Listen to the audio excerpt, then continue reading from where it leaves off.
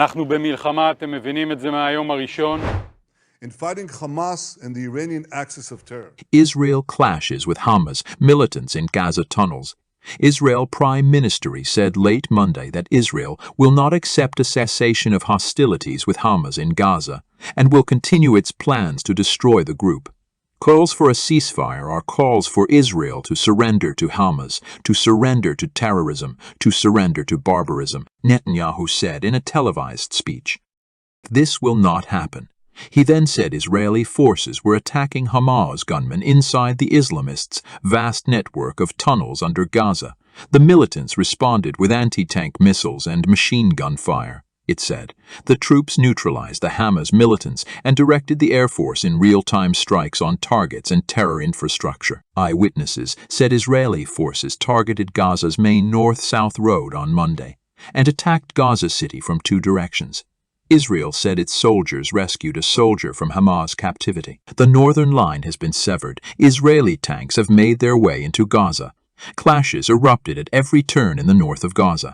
Everywhere along the borders, there have been violent skirmishes between Hamas and the Israeli army. Tanks are moving along the coast and tank convoys have begun to stream into the north. The Great Ambush operation was declared a success. Meanwhile, the terrorist organization Hezbollah is on the move once more. The largest air attack in recent memory began near the Lebanese border. Many countries and terrorist groups are seeking support from these groups. With the deployment of Israeli jets, the Israeli army made a massive landing at the Erez Gate.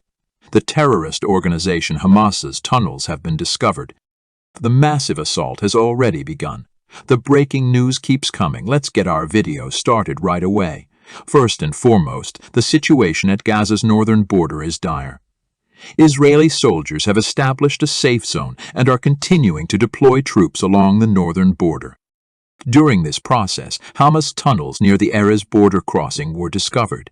Israeli troops' unmanned aerial vehicles take images from strategic locations 24 hours a day.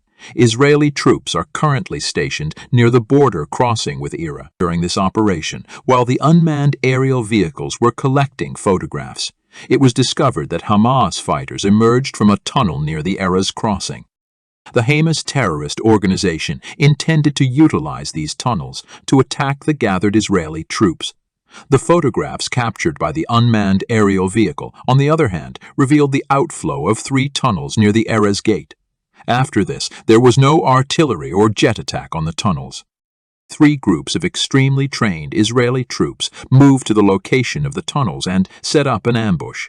Later, Israeli soldiers proceed northward toward the tunnels.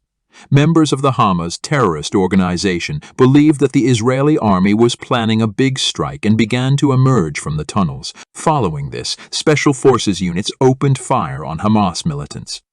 As a result of the first attack, it was discovered that several Hamas fighters were killed and special forces began to withdraw from the region. Unmanned aerial vehicles carried out significant attacks on 3 tunnels, one after the other in a short period of time, while Israeli artillery fired large artillery shells at the areas where the tunnel line was positioned.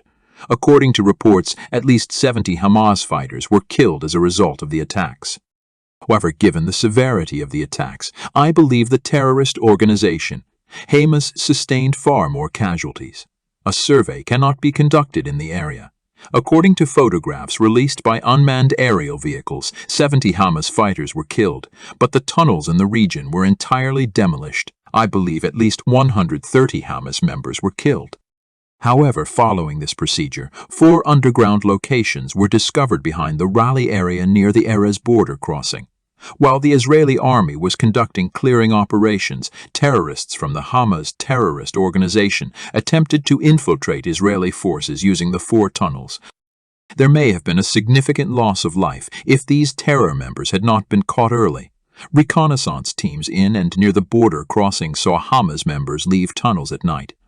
The Israeli army's greatest advantage, in my opinion, is its excellent night vision devices. So members of the Hamas terrorist organization planned to carry out an infiltration operation at night. The fourth tunnel, however, was immediately targeted by unmanned aerial vehicles. It was discovered that unmanned aerial vehicles used bunker-piercing gunfire to strike the tunnels. However, the fighting is still going on outside of the city. The Israeli army will have to be much more cautious once inside the city. There could have been significant casualties in the area if the reconnaissance group had not detected the infiltration attempt. This was a lesson for Israeli intelligence, in my opinion. Let us now turn our attention to one of the most pressing topics of the day. Many skirmishes and operations occurred along the northern line, particularly near the Erez crossing. However, when attention switched to Erez, the defense line was breached via the Gaza Strip's northernmost point, and Israeli tanks unexpectedly entered Gaza territory. At least 30 Israeli tanks were seen entering the territory from the northernmost sector of the Northern Line's coastal strip. Israeli tanks are obstructing Gaza's west, and a sizable military vehicle convoy has started to advance into the region. The areas of Beit Lahia and Beit Hanun have been entirely surrounded, with tanks commanding the coastline strip. The Al-Qassam brigades launched their attacks. As intense battles were reported along the coastal strip, brigades in the northwest of Beit Lahia began firing on Israeli tanks. A huge number of Israeli troops began to march towards Beit Lahia. The Israeli army, on the other hand, recognized all of the places where the Al-Qassam brigade attacked during this procedure. I gave you critical information on Western strategy in the video I posted yesterday. Following the identification of the Al-Qassam brigade's location, Israeli jets launched 27 assaults on the points from whence the attacks originated. The attacks of the Al-Qassam brigade were entirely stopped about 20 minutes after they began.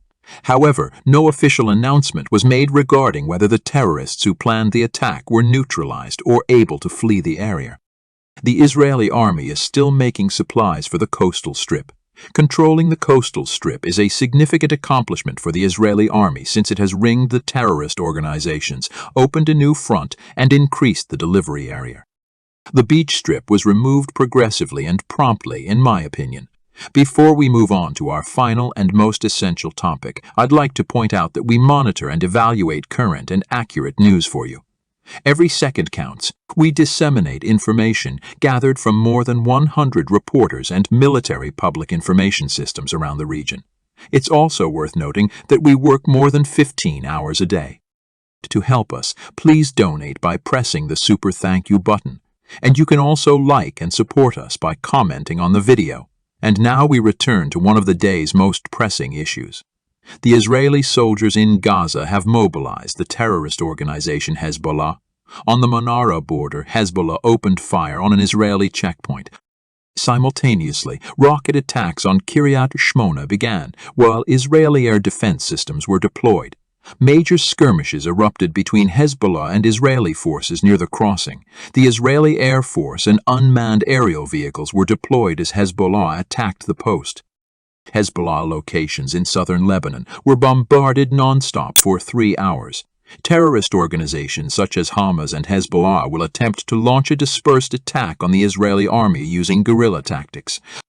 In the video I posted yesterday, I went into great length about this. If you haven't seen the video I posted yesterday, I'd like to point out that I offered some very significant explanations, and I encourage you to watch it.